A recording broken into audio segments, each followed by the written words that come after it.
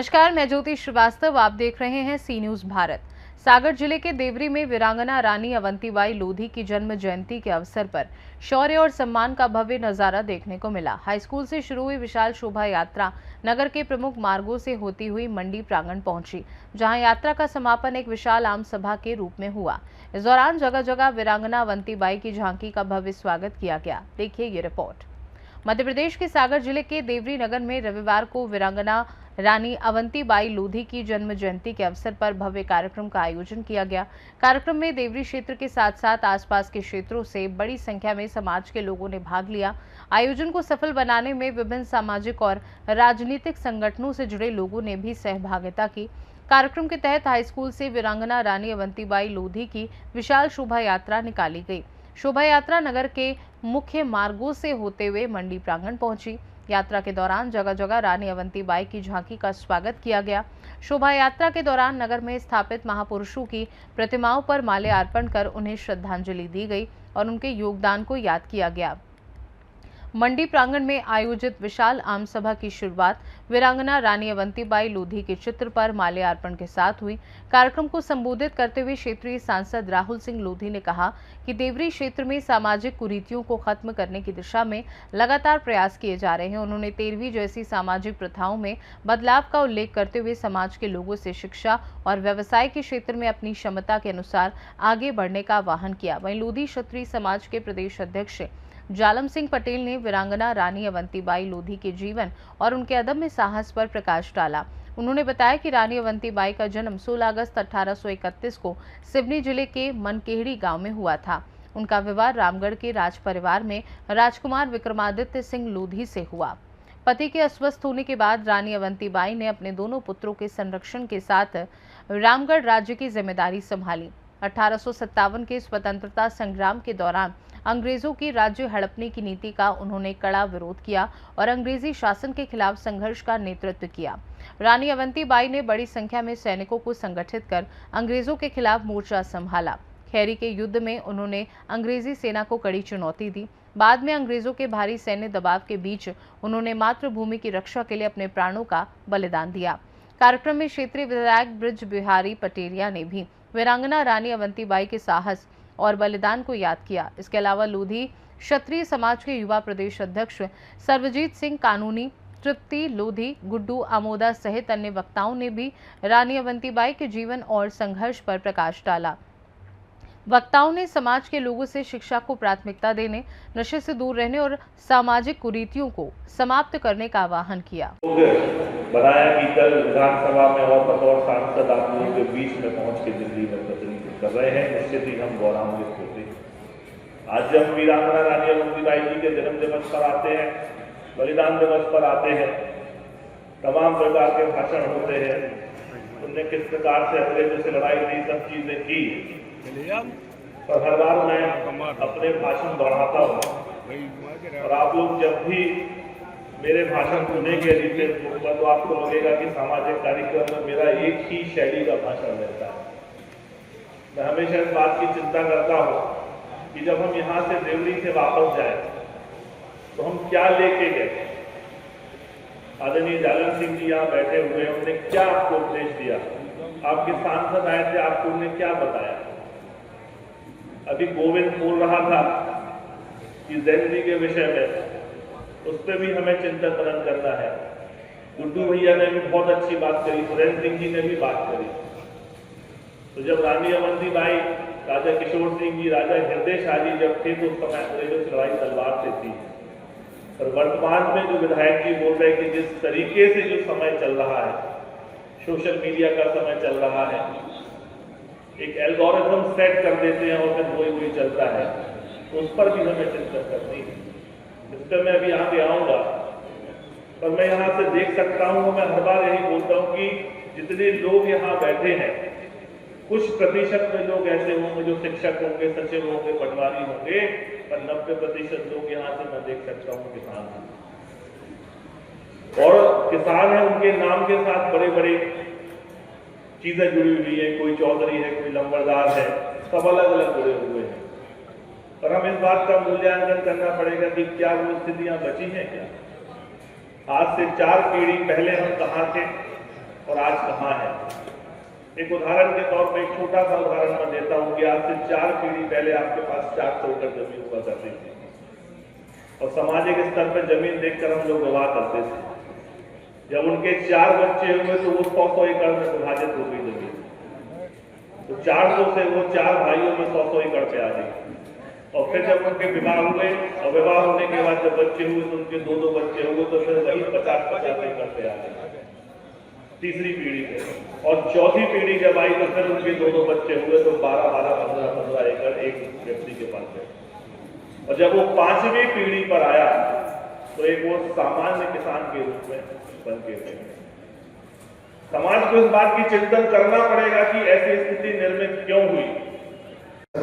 70 करोड़ से ज्यादा युवा है देश में, और ये भी हम सभी जानते हैं कि जितने भी देश में हम अगर इतिहास उठाकर देखते हैं उनकी विरासत में, तो जितने भी परिवर्तन हुए सारे के सारे परिवर्तन युवाओं ने किए। हम भगवान राम के समय की अगर बात करें तो बाल अवस्था से लेकर पूर्व जाके उस समय भी अत्याचार के खिलाफ रावण का वध करने का काम किया। हम द्वापर की बात करें, भगवान कृष्ण की बात करें, इसके बाद की अगर हम बात करें देश की, अभी बात करी बहुत सारे आक्रमण हमारे देश में हुए। उस सबको भगाने के लिए जितने भी वीर योद्धा उस समय हुए थे वो सब युवा थे। और ऐसा भी हम सबको खासकर मैं युवाओं से निवेदन करना चाहूँ, हमारी अगर विरासत की जानकारी हमको नहीं है, विरासत के बारे में हमको जानकारी नहीं है, तो वर्तमान ठीक नहीं हो सकता। इसलिए हमारे कार्यक्रमों का जो मूल उद्देश्य यही है। रानी अवंतीबाई जी को तो उन्होंने कभी नहीं कहा कि हमारा लोधी समाज या सरकार ने हमारी स्टैचू लगाएगा, हमारे बारे में विचार करेगा या कभी सोचेगा, उन्होंने सोच के लिए कोई काम नहीं किया। अगर हम कह सकते 195 वर्ष हो गए, 195 वर्ष तो ऐसी महिलाओं की भी बात अब करते हैं, बहुत बात होती है कि महिलाओं को कोई इस समाज में मनुस्मृति में महिलाओं को कोई स्थान नहीं है। जब भी कभी अवसर मिला है, रानी दुर्गावती जी की अगर हम बात करें होता है अवसर मिला है। अगर लोधी समाज के इतिहास की बात करें तो यही 5वीं शताब्दी से हमारा इतिहास हमारा है। हम भगवान शंकर के चरणों से हमारा जन्म हुआ है। और उसके बाद अगर हमारे इतिहास की अगर हम बात करें तो लगभग कब होगा यही स्थिति का हमारा अगर इतिहास है। एक तो जब भी कोई राजा कहीं जैसा अवसर करता था, योद्धा के रूप में हमारे पूर्वज पितर थे, और किसी को जब सेना में हम कहते तो हमने कोई मानदेय नहीं दिया। उसमें कहा जाता था कि अगर हमको आपको एक तो जिताएंगे तो इतनी जमीन जो उस राज्य की अच्छी जमीन हमको चाहिए। तो वो क्रम लगातार चलता रहा। जब भी युद्ध होते रहे, दुर्गावती जी के समय, उसके पहले भी ये युद्ध समुद्रगुप्त के साथ युद्ध हुआ। ये भांजा रहा जो लोधी परिवार, लोधी राजाओं के एक उनके जो हम देखते हैं कि अपने जो भांजे, हमारे भांजों को बहुत मानते हैं। समुद्रगुप्त लोधी समाज के भांजे थे, उनसे लोधी जो योद्धा थे वो हारे। और उन्होंने जब वहां से पीछे हटते पूरे बुंदेलखंड में जहाँ अच्छी जमीनें हैं वहां तक वहां तक पहुंचे। यहाँ जो राजा महाराजा थे उन सारे राजा महाराजाओं के साथ मिलकर और अब खेती का काम हमारे ऐसे हम सब देखते हैं।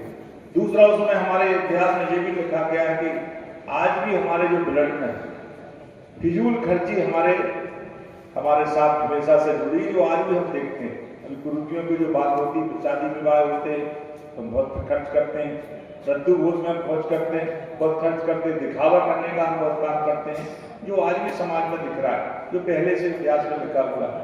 राजा हृदय शाह जी की बात करें, 1842 की क्रांति बढ़ चढ़कर उन्होंने हिस्सा लिया और क्रांति हुई जो 1842 की और 1857 समाज को, हमारे गांव को, आसपास के वातावरण को, पूरे प्रदेश को, पूरे देश को एक शुचिता का वातावरण मिलेगा, एक पवित्रता का वातावरण मिलेगा। क्योंकि बड़ी सीधी सी बात है, हम सब केवल अपने बारे में सोचते हैं, हमारा परिवार पढ़ लिख जाए, हमारे पास इतनी धन संपत्ति हो जाए। जरा इनकी तरफ देखिए, क्या कमी थी इनके पास? राष्ट्रीय वैभव था, ठाट बाट थे, राज परिवार की सत्ता उनके हाथ में थी। बहुत कम उम्र में 32-35 साल की उम्र में किसी के मन में क्रांति का भाव आ जाए, देश के प्रति ये जज्बा बिरले महापुरुषों में आता है, उनमें से एक रानी अवंतीबाई थी। योगी समाज में 7,000 ग्रह मृत्यु बोझ बंद कराने का काम दादा की प्रेरणा से हुआ है। मैं परम पूज्य दादाजी को भी प्रणाम करता हूँ।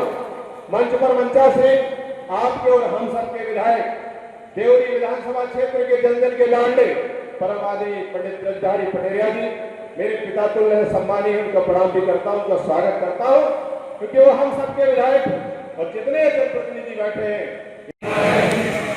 आज देवरी नगर में 1857 की क्रांति की महानायक रानी अवंतीबाई के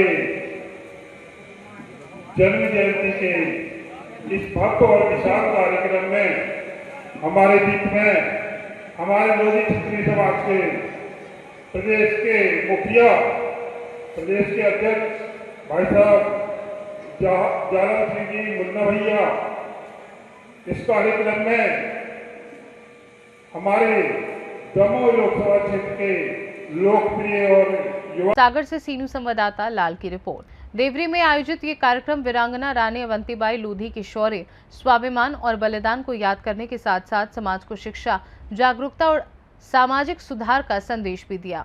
भव्य शोभा यात्रा और विशाल आम सभा में उमड़ा जन समर्थन आयोजन की खास झलक रहा। खास रिपोर्ट में फिलहाल के लिए इतना ही। देश दुनिया की बाकी खबरों को जानने के लिए आप देखते रहिए सी न्यूज़ भारत।